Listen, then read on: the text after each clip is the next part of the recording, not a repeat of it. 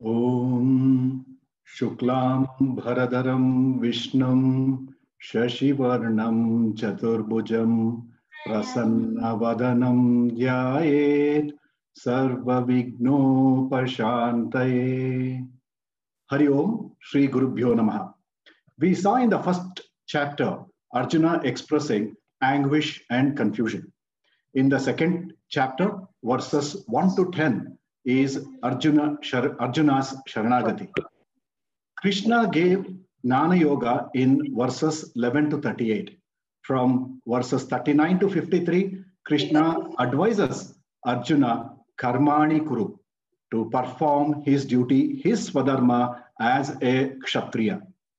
He advises the path of Karma Yoga, by which the bondage creating karmas would be transformed into bondage breaking karmas. Highlighting the glories of Jnanam, Sthira Prajna is explained in from verses 54 to 72. After listening to Krishna, a confused Arjuna thought that he can choose either Karma Yoga or Jnana Yoga as a means for liberation, without realizing that Karma Yoga and Jnana Yoga are not optional sadhanas. With this backdrop, I, on behalf of Param Vedanta, extend a warm welcome to all for today's 11th session of Bhagavad Gita, verse by verse. Let's listen to our Param Vedanta teachers, led by our dear Dr. Timmappa Hegde, who will explain the first 4 verses of the third chapter titled Karma Yoga to clarify Arjuna's doubt. In this chapter, Krishna elaborates Karma Yoga, and in later chapters, Jnana Yoga. The chapter begins with a question depicting Arjuna's confusion. Today, Prakash Gera will chant the verses at the end. Let's commence with a recap of our previous session by Ullas. Ullas, please. Hari Om. Shri Gurubhyo Namaha. In Gita, there is a big promise that is being made to us, that it will solve all our problems, all our grief, there will be no suffering. How does that happen? The cause of all suffering we need to understand is self-ignorance, that we are limited beings.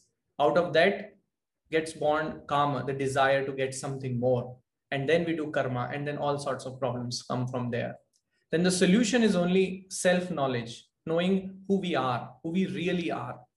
Then that Atma Vidya will make us Sthira Prajna. Then there will not be any desire. We'll just do because we are doing something. And then our karma will become a Karma Yoga. How does all this happen? By correcting the vision. This vision is the most important thing, or the only thing that Vedanta helps us solve. We need to correct our vision from this mortal Anatma, this body, to the immortal Atma. Let's see what Krishna says in the next slide. To the grief-struck and deluded Arjuna when he surrenders to the Lord. He says that wise people do not grieve. And the corollary is also true, that those who grieve are not wise. What happens? Why these wise people are so different? What do they know that we don't know? Again, they have correctly identified themselves. So what I need to do is, I need to identify that I am not this mortal Anatma. I am this immortal Atma. I need to change my perspective from body-mind complex, the pot vision, to Satchidananda, the clay vision. Let's see what are the real characteristics of this Atma, myself. First, it is the very subject. So it cannot be perceived by any of my sense organs. So whatever I see in the scenery is not what Atma is. It is actually the cameraman behind the camera. I am the real seer.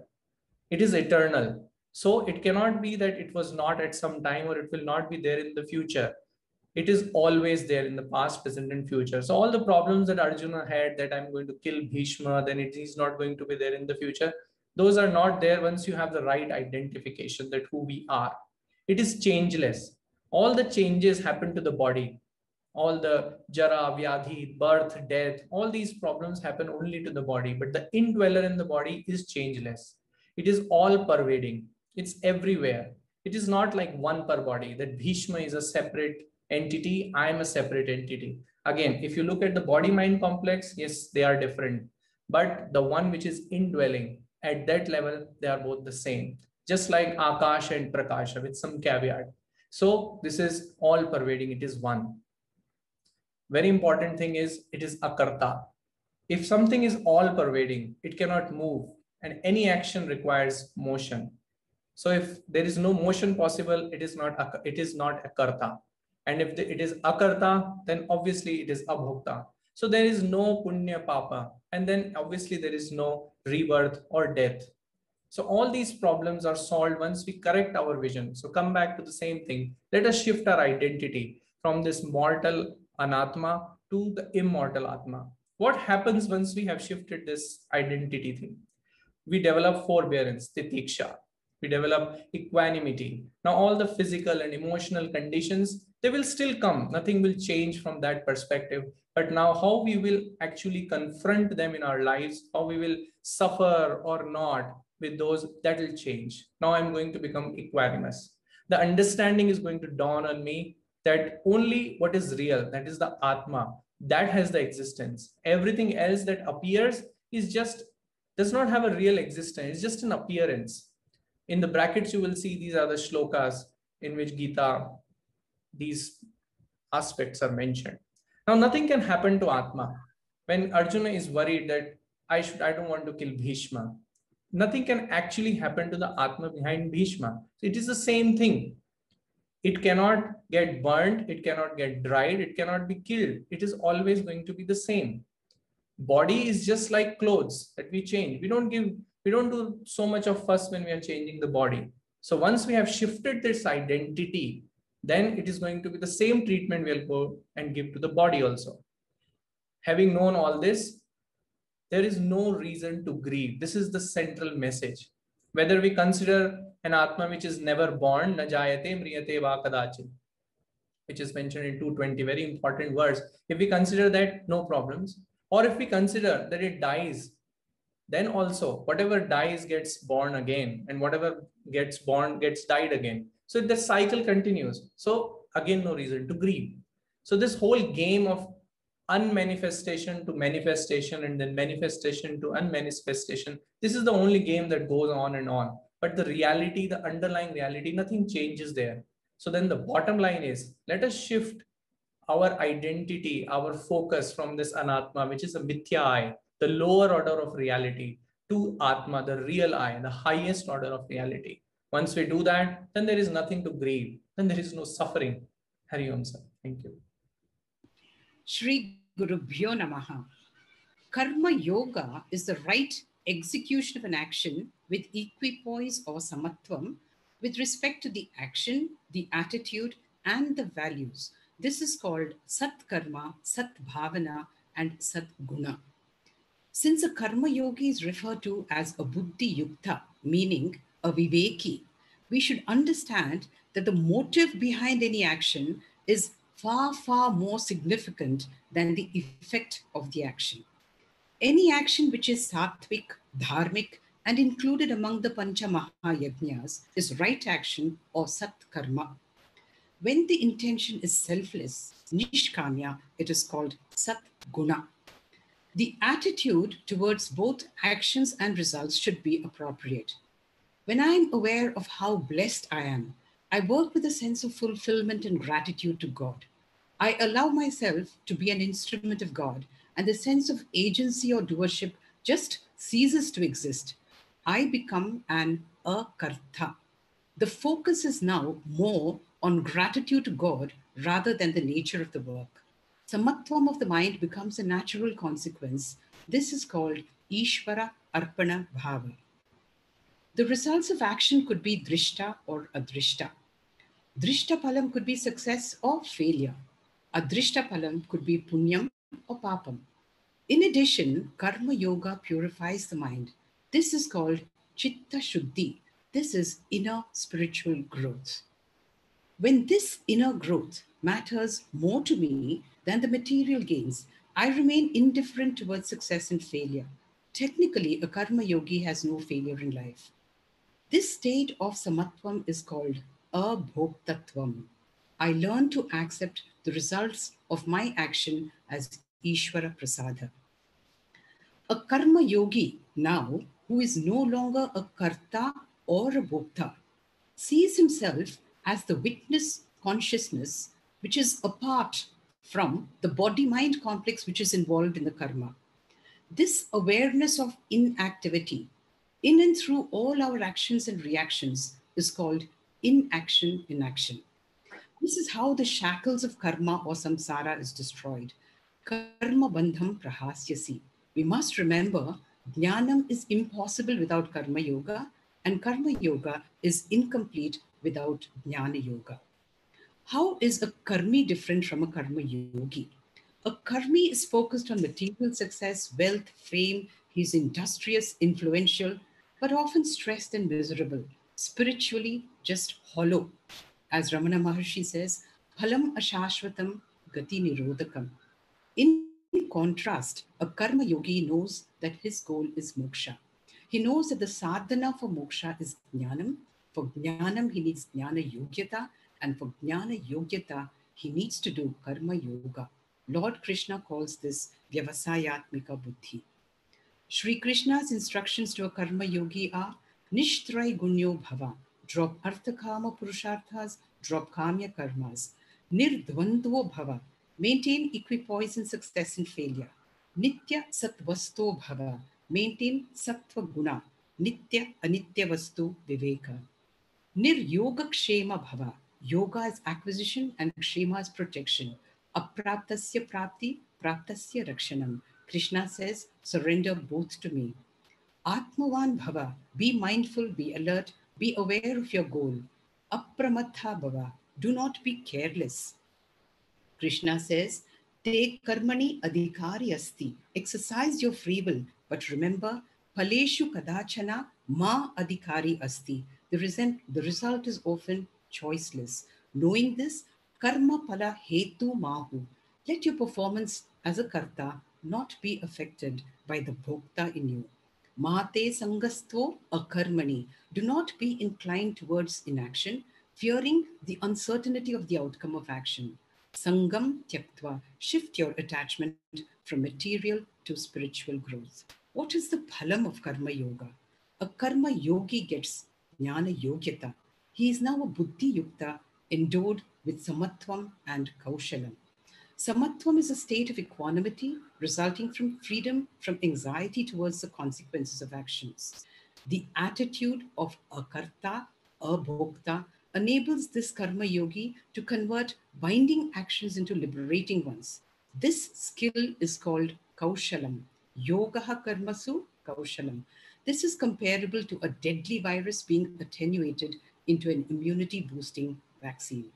To conclude, we start with work and worship. Here we have special prayers to manipulate God to cater to our needs.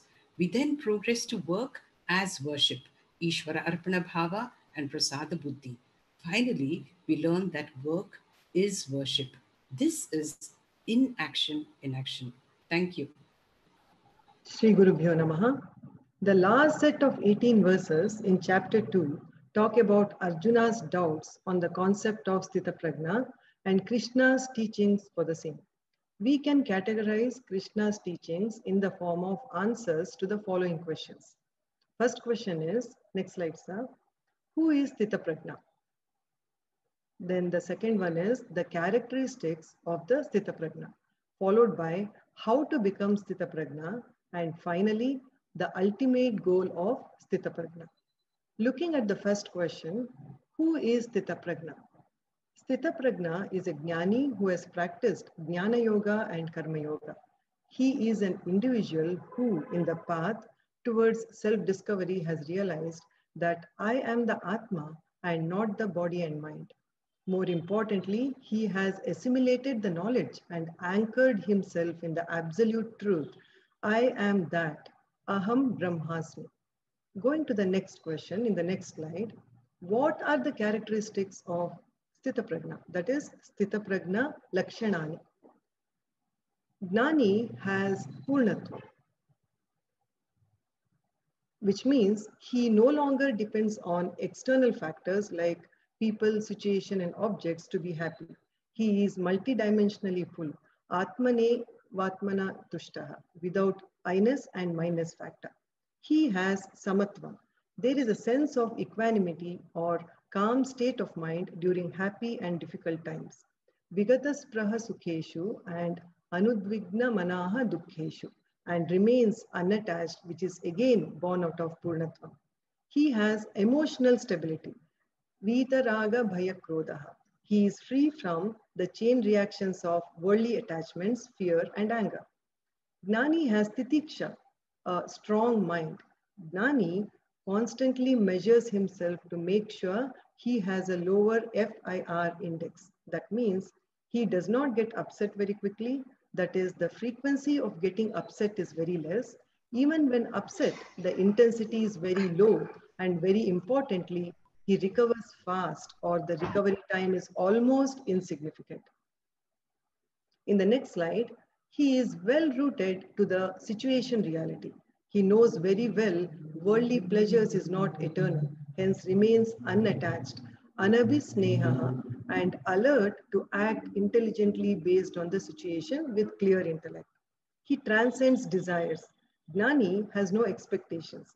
He has non-binding desires and has internally renounced all desires. That is Vihaya Sarvan Kaman, which is again born out of Purnatva. He is aware of the concept that Brahma Satya Jagat Mithya. Gnani and Agnani live in the same situations in the world. The difference is in the way they approach and perceive life, which is figuratively compared to the day and night. The Gnani's life is based on the central message of Vedanta, that is, realization of Brahman and the ultimate truth that this world is not real or Jagat is Mithya. Agnani, however, is ignorant of Brahman and continues to live in the illusion that this Jagat is real. To put it all together, an analogy laid out by Krishna compares the characteristics of Gnani to the vast ocean. Gnani is the one who is not disturbed by any desires to worldly objects, just like ocean deep beneath is not disturbed. Achala Pratishtitam Samudram, by the rivers which enter it and also in the midst of storms. In the next slide, the third question is how to become Sthita Prajna. Krishna talks about sadhanas, that is Sthita Prajna sadhanani, which can be broadly classified as the first one, sensory discipline, that is damaha. We should withdraw our attention from all sensory pleasures associated with object, person, or situation that could disturb our equanimity. We should also renounce longing for sense pleasure internally in the mind. We have to mature and gradually grow out of sense pleasures and not suppress it. We have to be alert and discipline our thoughts, which manifest as raga, dvesha at sensory level, and it is important that they don't influence the mind. Sensory discipline alone is not enough. Mind discipline, that is samaha, is also required. Next slide, sir. In spite of sensory discipline, mind has the tendency to dwell upon objects in the world. Dhyayato vishayan pumsaha. Continued thoughts become strong desire. This can give rise to krodha and all other vices. If we don't keep the vishaya dhyanam under check, eventually it results in complete destruction of the person. Buddhi nashat pranashyati. So it is very important to master our mind. That is to make sure once a negative thought in the form of raga, dvesha, kama, krodha and other vices come to the mind, to nip it at the bud itself. The third one is, in the next slide, sir. Having emphasized on sensory and mind discipline, Krishna talks about nididhyasanam in one of the verses, the necessary step to assimilate the knowledge for the spiritual wisdom. Krishna says, Yukta asita matparaha, dwell upon me all the time. Me in the context means all pervading Atma or the self. This helps the person to take him to the status of Sthita Prajna. Next slide, sir. In summation, Krishna emphasizes that the ultimate goal of Sthita Prajna is attaining Param Drishtva, that is oneness with Brahman. Krishna says, a firm, stable mind anchored in Brahman, Esha Brahmi Sthiti, can never be deluded in life. This Jnani will be freed from samsara or the worldly attachments for good. He has attained liberation or Jivan Mukti while living. At the time of death, Anta Kalepi Brahma Nirvana Mrichati. This Jnani will attain Videha Mukti and will be liberated from the Punarapi Jananam, Punarapi Maranam cycle. Thank you, sir. Hari Om. Om Sadashivasamarambam Shankaracharya Madhyamam Asmadacharya Paryantam Vande Guru Paramparam. Om. It was wonderful to listen to a brilliant summary of the second chapter, starting from the 11th verse. The first part was done in the last class by Dr. Rupa, and all the three speakers understood and very clearly expressed the philosophical part, the Karma Yoga part, and the Sthita Prajna part. A word about what is this Sankhya. The title of the second chapter is Sankhya Yoga. Sankhya is the name of a particular school of philosophy, but here we don't refer to that school of philosophy. It refers really to spiritual wisdom or jnanam. What kind of jnanam? It refers to that kind of knowledge which is born out of direct understanding of oneself, and the best term for that is aparoksha jnanam. For example, I can know some things indirectly, that is paroksham. I can know an object directly through my sense organs, that is pratyaksham. But once I have a clear understanding of who I am, that which I have already experienced before but was not sure about my real nature, that understanding of myself is called aparoksha jnanam. And that is what we really understand by Sankhya and not that philosophical school. Although in the 13th chapter, as you see that verse, Mahabhutani Ahamkara Buddhir, where the Sankhya philosophy is brought out by Shri Krishna. Sankhya comes from the word Sankhe. Sankhe means to count. Even in Kannada, we use the word to count. Why is it counting? Because in Sankhya philosophy, there are 24 tattvams, or 24 realities. Before we begin the third chapter, which is a shift to Karma Yoga, our Guru Swami Paramarthananda re-emphasizes that we have a clear understanding of what is this triangular format and what is this binary format.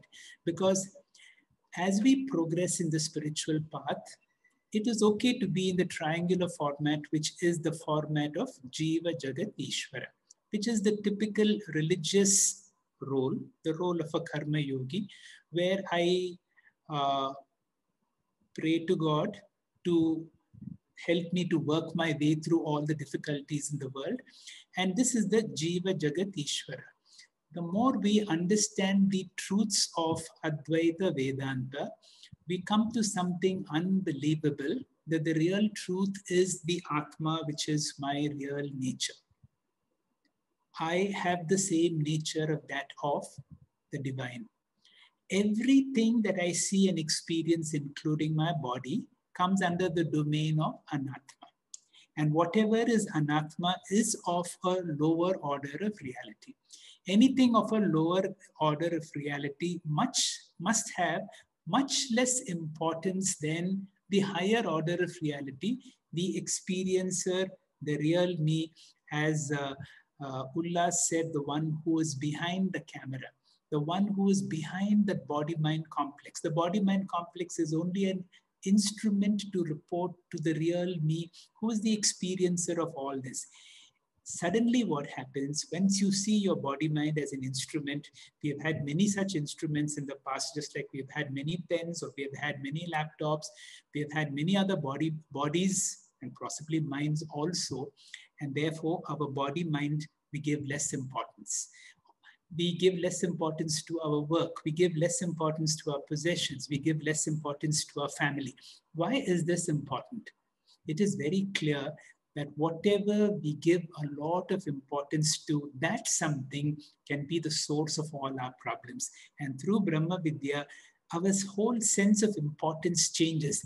And therefore, we interact, we play the game of relativity. Now we know, like an actor on the stage, enjoying everything that we do, and yet we do not suffer, or we do not have those extremes like a Sthita Prajna. And this is what happens when you move from the triangular format to the binary format. You will see that without the triangular format, without Karma Yoga, it is not possible to move to Jnana Yoga or Jnanam. But once Jnanam is very clear, there is no possibility of coming back. Swamiji emphasizes very much that in this journey, it requires relinquishing clasp. What is clasp? Clasp means, as I've already said, giving less importance to my body, to my mind, to my family, to my work, and to my possessions. Swamiji also compares the triangular format as an aircraft on the runway. He says, how long can you be on the runway? The moment we shift into the binary format, it is the takeoff. So we need to do whatever we can to get the necessary momentum, and then our life becomes a takeoff to our fullest potential. Clasp requires few things. I relinquish controllership on these 5 things: my body, my mind, my possessions, my family, my work, and all that I consider important other than the important one, me. This immediately, once this controllership, once this ownership is relinquished, I have much less anxiety. Finally, and the most difficult one, which I'm not going to emphasize in this class because I have emphasized it before, and it is very difficult also, to be able to avoid sakama prarthana, to be able to avoid prayers for a specific request that I might want. Finally, you will see it is because of the Guru, because of scriptures, and because of God, I've been able to reach the heights. Just like the pole vaulter uses all these to reach the heights that he wants to take. But once he has crossed the bar, a pole vaulter or a Vedantin has to relinquish even these 3, the Guru, the Shastra, and God, which may seem extremely difficult, but that is the only way. Because if you're able to hold on to the pole like the pole vaulter, there is no question of going across. We begin the 3rd chapter. The opening verse will be explained to us by Vasanta. Over to you, Vasanta. Sri Gurubhyo Namaha. Arjuna and Krishna are just emerging from an extremely intense session in chapter 2. In the battlefield, Arjuna was beset by the problems of samsara, that is raga, shoka, and moha, attachment, sorrow, and delusion, and reached the stage of karpanya dosha, or utter helplessness. Unable to face the prospect of killing his own elders and kith and kin, Arjuna surrendered to Krishna, asking for Sharanagati or refuge. Thus, Arjuna was transformed to an ardent Sishya and Krishna to Parthasarathi in Jagat Guru. In order to make Arjuna see the big picture, Krishna covered 3 main areas. First, Krishna gave Arjuna a primer on Jnana Yoga. Krishna revealed that we are neither our body nor our mind, but our Atma. He then described the attributes of the Atma to Arjuna. Second, Krishna showed Arjuna how to obtain Jnana Yogyata through Karma Yoga. Krishna described how Nishkama Karma, done with a sattvic frame of mind, that is with love and sincerity, is the best form of action. He also taught Arjuna that all action should be performed with Ishvara Arpana and Ishvara Prasada Bhava, that is, offering all actions to God and accepting all results as God's gifts. Third, Krishna described the Sthita Prajna, the person who has gone through karma and Jnana Yoga and knows his own Atma. Krishna described the sadhanani or practices that one has to follow to become a Sthita Prajna, and the Lakshanani or characteristics of a Sthita Prajna. Krishna pointed out to Arjuna that the Sthita Prajna uses his knowledge of the Atma to gain emotional strength. While teaching Arjuna, Krishna kept stressing that jnana or wisdom alone is the remedy for the problem of grief, and wise people do not grieve in life. As we study this sloka, it is important for us to remember that Arjuna is in an utterly confused and desperate state and is looking for any hope of getting beyond his dilemma. So Arjuna latched onto this idea of going beyond his grief through Jnana Yoga without completely listening to Krishna. This is our backdrop. Arjuna Uvacha Jayasi Chet Karmanaste Mata Buddhir Janardana Tat Kim Karmani Ghore Mam Niyojayasi Keshava. Arjuna Uvacha, Arjuna asked, Janardana, O Krishna, Chet, if Buddhi Matate, self-knowledge is considered by you, Jayasi Karmanaha, to be superior to action, Tat, then, Kim Niyojayasi Mam, why do you engage me, Ghore Karmani, in this cruel action, Keshava, O Krishna? So Arjuna asked, if self-knowledge is considered by you to be superior to action, then why do you engage me in this cruel action, O Krishna? Hanging on to the parts of Krishna's teaching that were most appealing, Arjuna has presumed that the choice is between Jnana Yoga and Karma Yoga. And to his mind, Jnana Yoga is the clear choice. He will be relieved of his grief and he doesn't have to kill his elders. How did Arjuna jump to this conclusion?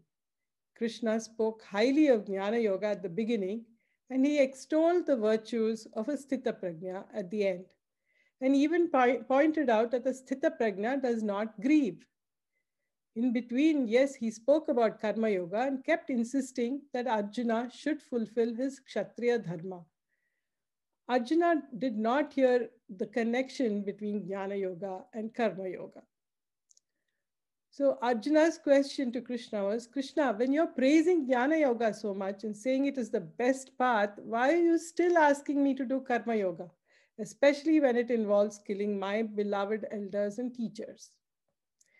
But if we look at Krishna's real message, we find that he says clearly that one must do Karma Yoga to gain Jnana Yogyata and then attain wisdom through Jnana Yoga to attain Jivan Mukti or total liberation. So the big takeaway from this shloka is that we need Karma Yoga followed by Jnana Yoga to obtain Jivan Mukti. Hari Om. Gurubhyo Namaha. Verse 3.2. In the previous verse, we see that Arjuna is confused as to whether to fight or not. This confusion is because of his filtered listening, as he does not want to fight his kith and kin. Verse 3.2 is a continuation of the previous verse. Here Arjuna requests Sri Krishna to tell him clearly what path to take. Vyame shreneva vakyena buddhim moya sevemai tadekam vada nischitya yena shreyo ham apnuyam. Through seemingly conflicting statements, you are confusing my intellect, as it were. Tell me definitely one of these two by which I will attain the supreme good. The word meanings go like this. Iva vyame shrena, through seemingly contradicting vakyena statements. Mohayasi me buddhim, you are confusing my intellect. Iva, as it were. Vada nischitya, tell me definitely, ekam tat, one of those two, yena, by which, aham, I will attain, apnuyam shreya, the supreme good. Earlier, Arjuna's confusion was whether to fight or not. Now he's confused whether to follow Karma Yoga or Jnana Yoga. Arjuna's words need to be studied. Earlier, he blamed Krishna. Now he realizes his mistake. Arjuna does not want to blame his guru. He has faith in Krishna, but he does not want to follow him blindly. So he requests Sri Krishna again and again till he grasps the teaching. How does one know that one has grasped the teaching? When one grasps properly, there is no illogicality. The greatness of the Hindu scriptures is its logicality.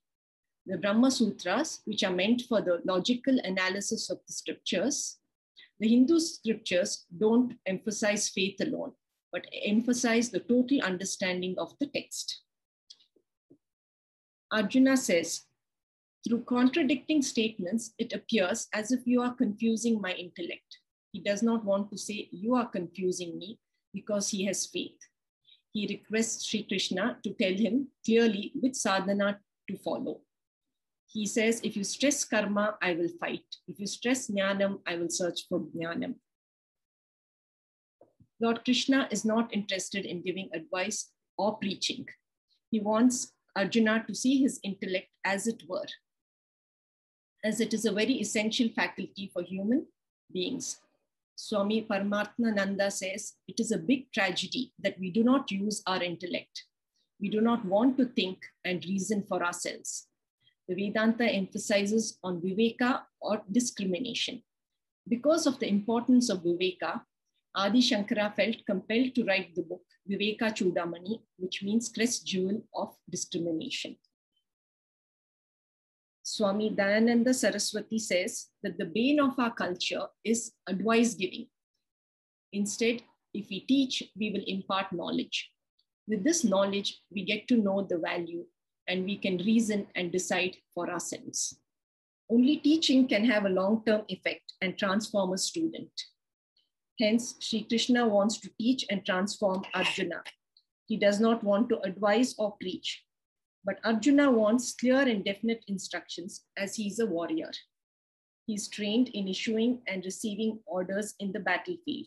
But Krishna, the supreme teacher, wants to transform him through knowledge. As moksha can be attained only through knowledge. In the 3rd chapter, we find that Sri Krishna elaborates and teaches Karma Yoga. And in the 4th and 5th chapters, he teaches Jnana Yoga. Thank you. Hari Om, sir. Shri Gurubhyo Namaha. Verse 3, chapter 3. Arjuna's doubt stems from the teaching of the 2nd chapter, wherein Sri Krishna emphasizes Jnana Yoga in the beginning and end of the chapter, with a mention of Karma Yoga in between, and then asks Arjuna to fight.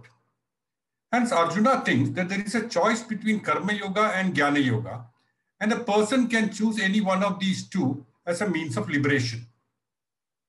Sri Krishna settles this by saying that there is only one means of liberation, and that is Jnanam and Jnanam alone. All the scriptures are also uniform in this opinion, and therefore there is no question of an alternate means of liberation or choosing one of them. The essence of our scriptural teaching is following Karma Yoga, acquiring qualifications, follow Jnana Yoga, attain moksha.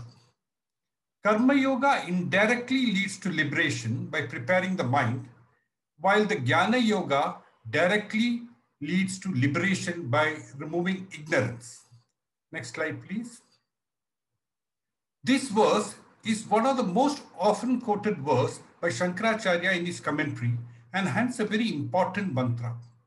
Coming to the verse, Shri Bhagavan Uvachaha Lokasmin Vida Nishta Pura Prokta Maya Naga Jnana Yogena Sankhyanam Karma Yogena Yoginam. Shri Bhagavan Uvachaha. The Lord said, Anaga, Arjuna is addressed as Anaga, the pure-minded, the unblemished one. Asmin Loke, in this world of Vedikas, Puraha, long before the creation, Dvida Nishta Maya Proktaha, I have defined two lifestyles. Sankhya Nam Yoga, Jnana Yogena. Sankhya means sannyasi. One is the lifestyle of a sannyasi, which is governed by the pursuit of knowledge alone. Yoginam Karma Yogena, for yogi or active people, a lifestyle governed by Karma Yoga and Pancha Mahayajna. In this verse, Sri Krishna introduces two things. One is sadhana and the other is lifestyle. Sadhana is called yoga and lifestyle is called nishtha. And Krishna wants to point out, with regard to yoga or sadhana, one has no choice. And everyone requires Karma Yoga plus Jnana Yoga for moksha. Sri Shankaracharya contends that these two yogas can only be performed sequentially because the attitude of a Vedika practicing it. One, attitudinally, a Karma Yogi carries the mindset of being a seeker, a mumukshu, while a Jnana Yogi considers himself as totally free, Nitya Mukta. All actions of a Karma Yogi are performed as a sadhana, while Jnana Yogi does it for universal well-being, lokakshemaha. Mumukshutvam is the goal to be accomplished by a Karma Yogi, while a Jnana Yogi considers it as ever accomplished. Lastly, while the Sakama Bhakti is progressively reduced by a Karma Yogi, the Jnana Yogi totally renounces it. Coming to the two lifestyles or Nishtha, one has a choice with regard to the lifestyle one should adopt. First is the Pravarti Marga, an active life in the society, otherwise called Grihastha Ashrama, and the other is called the Nivritti Marga, a lifestyle of withdrawal, a life of quietude, which is called the Sannyasa Ashrama. Whatever be the lifestyle one chooses, one will have to follow both the sadhanas. By combining the two sadhanas and the ashrama, one can define three life paths. Path 1, from brahmacharya, go to grihastha ashrama, follow karma yoga and purify, and then switch over to sannyasa ashrama and follow jnana yoga and be free. Path 2, go to grihastha ashrama, follow karma yoga, purify. Thereafter, continue in the grihastha ashrama itself by gradually changing your emphasis and go to Jnana Yoga and be free. Path 3, without going to Grihastha Ashrama, straight away take to Sannyasa. But in Sannyasa Ashrama also, you have to follow Karma Yoga, where the karmas are unique to Sannyasa Ashrama. The first two paths are Pravarti Marga and the third is Nivritti Marga. Now it would be natural to question that if both these lifestyles take one to the same goal, which of these is preferable? And Sri Krishna says that Grahastha Ashrama lifestyle is preferable. Thank you. Hari Om. Shri Gurubhyo Namaha. Hari Om.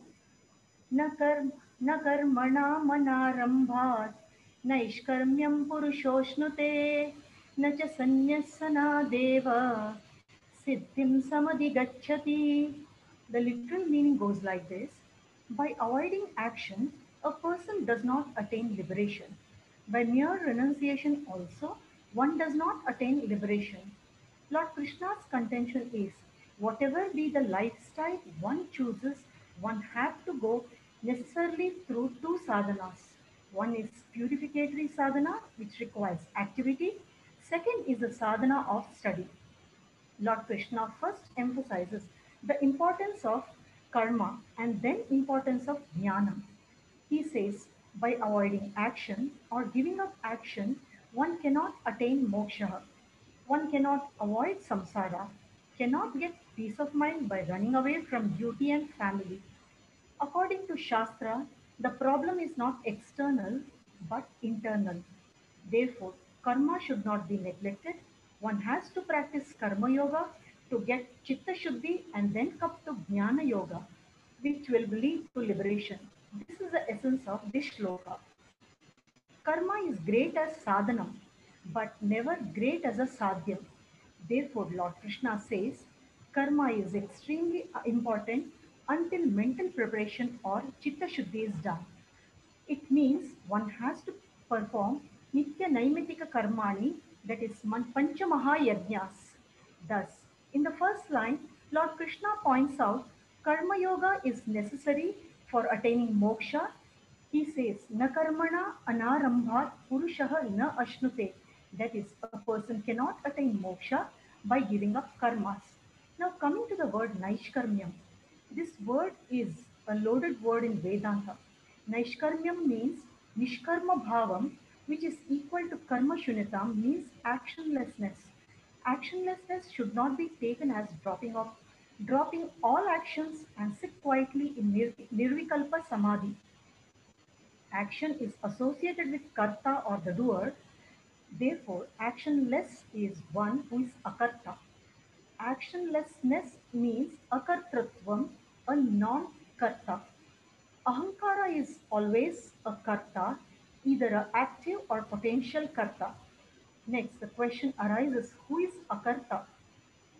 Atma alone is akarta. Therefore, Naishkarmyam is akartratvam, which is equal to Atma Swarupam, all the time claiming I am akartatma, is Naishkarmyam, otherwise called Sthira Prajna. Now coming to the next second line, Nacha Sanyasana Deva Siddhim Samadhi Gacchati, which means by merely taking sannyasa, one cannot attain moksha. A doubt may arise, if karma yoga is compulsory, why should Veda talk about karma sanyasaha? Veda is talking about na karmana na prajaya dhanena tyagainaika amrutatva manushaha. This is from Kaivalya Upanishad. Lord Krishna clarifies saying, wherever it is said that there is moksha through renunciation, he says there we should add an expression, jnanena sahita tyagena amrutatva manushaha. Mere renunciation or detachment cannot give liberation.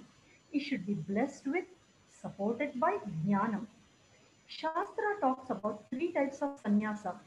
Vidvat sannyasa, also called as jnana sahita sannyasa. Since he is a jnani, he does not have to go to a guru. He requires nididhyasana.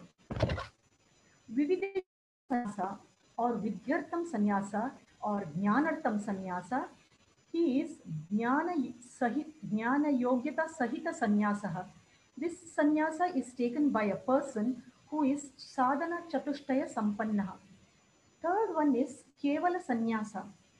Kevala sannyasa is ubhayarahita sannyasa, that is without jnanam and jnana yogyata. When Shastra is permitting sannyasa, it is talking about vidvat and vividisha sannyasa. And Arjuna does not come under either of them. Therefore, if he takes sannyasa, it will be kevala sannyasa, which is dangerous. Since kevala sannyasa is jnanarahita sannyasa without jnanam and jnana yogyata, siddhim na adhigacchati. A person does not attain moksha. That is jnana yogyata rahita sannyasa siddhim na samadhigacchati. The anvaya goes like this. Karmanam anarambhat purushah naishkarmyam na ashnute sanyasanat eva cha siddhim na samadhigacchati. Thank you, Doctor. Thank you to all the four speakers who nicely introduced the first 4 verses of the 3rd chapter of the Bhagavad Gita, Karma Yoga. We will have a chanting of these 4 verses, but when these verses are chanted now, each word of the Bhagavad Gita now should be rich in its meaning. The context is all very clear. After listening to so much about Jnana Yoga in the 2nd chapter, and the 2nd chapter is a summary of the entire Bhagavad Gita, Arjuna naturally has a doubt. If Krishna is praising Jnana Yoga, why are you forcing me to do this terrible karma? That is his first verse. In the 2nd verse, he modifies himself and he says, you know, it is because of my confusion, it appears that your words are not very clear to me. Can you clarify? And what is he clarifying? He says, please help me to decide. I want you to help me to decide which is the path which is best for me. And then comes the very important 3rd verse, which from Adi Shankara to Swami Dayananda, Swami Paramarthananda have emphasized this verse so much, because in this verse, there is a real clarity about the traditional Vedanta compared to what is the Neo-Vedanta. There are many schools of Neo-Vedanta which says, if you are a very active person, Karma Yoga can be your path to attain moksha. If you are a very person with a lot of devotion, Bhakti can be your path. If you are a person who are inclined to meditation, then you can take to the path of Raja Yoga. Or if you are a person with intellectual background, you can take to the path of Jnana Yoga. And therefore, the Hindu scriptures give 4 different margas. Swami Dayananda, Swami Paramatmananda, in each of their verses, they explain this by Adi Shankar's Bhashyam to say very clearly, our scriptures give a choice as far as lifestyle. So this verse very clearly says, you have only a choice as to lifestyle, whether you're taking a lifestyle of a sannyasi or a lifestyle of a grahastha. It does not matter. But if you want to attain to moksha, you have to be very clear about the sadhanas. This is what is called, we learned in the earlier chapter called Vyavasayatmika Buddhi. through Karma Yoga, you get eligibility for Jnana Yoga. There is no other way out. And therefore, traditionally, they give a lot of like traditional explanation. Like supposing you want to cook some rice. You have rice, you have water, you have a vessel, and you have fire. Now, you cannot ask which is more important. You cannot do without any one of them. All of them are required. You cannot, there may be relative importance of one over the other, but all are required. That is why all the sadhanas are required. And the final sadhana is the path of Jnana Yoga, which all the others give eligibility to Jnanam. And that is the doorway to the Garbhagudi. Like a temple may have many entrances, but ultimately you enter into the sanctum through the path of Jnanam alone. And that is what our teachers repeatedly emphasize. And this verse is repeatedly quoted for that. I have emphasized this word, Pura Prokta. Now, Pura Prokta means, now remember the scene now. Krishna and Arjuna have known each other for a long time. They thought they were friends. Krishna is now introducing long back, Pura, from ancient times, I have initiated. So he is introducing that he is not an ordinary person. He is an avatara. This is the first clue that he gives in the 3rd chapter. In the 4th chapter, he indicates that he is an avatara. In the 10th chapter, he says, if you want to see my glories, you can see it in the vibhuti of the world. And of course, in the 11th chapter, he shows that the whole world is in him in the form of Vishwarupa Ishvara Jnanam. In the next verse, I have emphasized the word Naishkarmyam. The word Naishkarmyam here means moksha. Sureshwaracharya, one of the direct disciples of Adi Shankara and the first Jagat Guru of Sringeri Matha, has written a book called the Naishkarmyam Siddhi, which is a Prakarana Grantha, an advanced Prakarana Grantha with a focus on Tvam Padartha.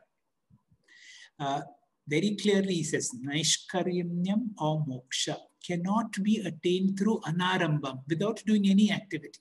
If you're simply doing nothing, without understanding, you will not attain to moksha. Also, just by taking sannyasa also, you do not attain to moksha. That is why so important in a spiritual path is to have a guru, a preceptor, because without guidelines, we will always be confused as far as Vyavasayatmika. What should I do first? What should I do next? What is the pathway for me for Naishkarmya? We've had a nice introduction to the 3rd chapter of the Bhagavad Gita, and we will have next week we will take a break. We will study the Gita Dhyana Shlokas. The Gita Dhyana Shlokas are 9 verses which were first introduced by Madhusudana Saraswati when he wrote a commentary on the Bhagavad Gita called the Gudhartha Deepika. We will know more about Madhusudana Saraswati in subsequent classes. He's a great Advaitin scholar around the 16th century near Varanasi. And then he wrote his commentary called Gudhartha Deepika. Gudhartha Deepika means a commentary which illumines the hidden meaning of the Bhagavad Gita. It was preceded by these 9 excellent Dhyana Shlokas. It is said by chanting these Dhyana Shlokas, we get a certain amount of eligibility, we get a little yogyata to study the 700 verses of the Bhagavad Gita. So it is recommended that we study these and learn them by heart, and that will be, these 9 verses will be explained to us in our next class. I will now request Prakash Gera to chant the verses that we have just studied. Over to you, Prakash. Om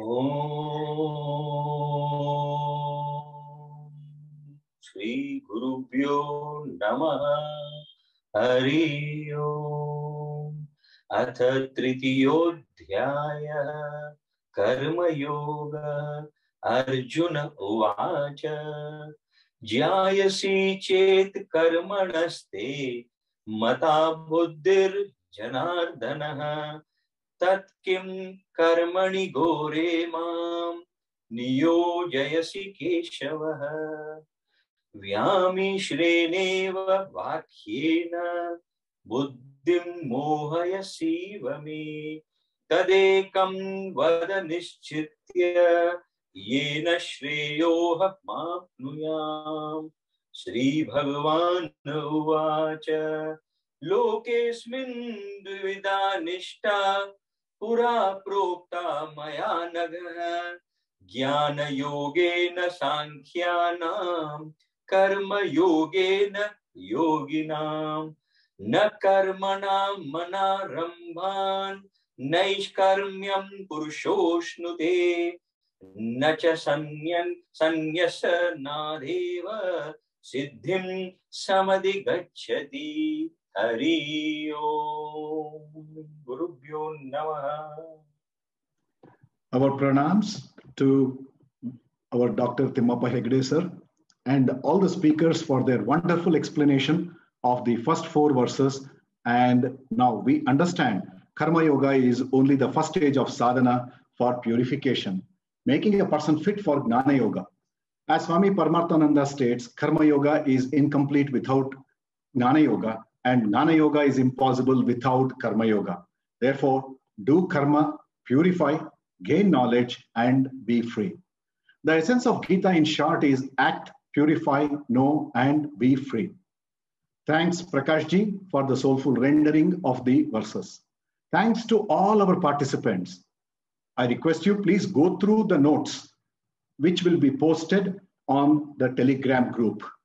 Remember to join us on Monday, 14th June at 6:45 p.m. for the next session, where, as our doctor has mentioned, we shall be studying the Gita Dhyana Shlokas written by Madhusudana Saraswati. These Dhyana Shlokas pay respects to the Bhagavad Gita, Bhagavan Krishna, Veda Vyasa, and the epic Mahabharata. Om Purnamada Purnamidam Purnat Purnamudachyate Purnasya Purnamadaya Purnamevavashishyate. Om Shanti Shanti Shanti. Hari Om. Shri Gurubhyo Namaha. Hari Om.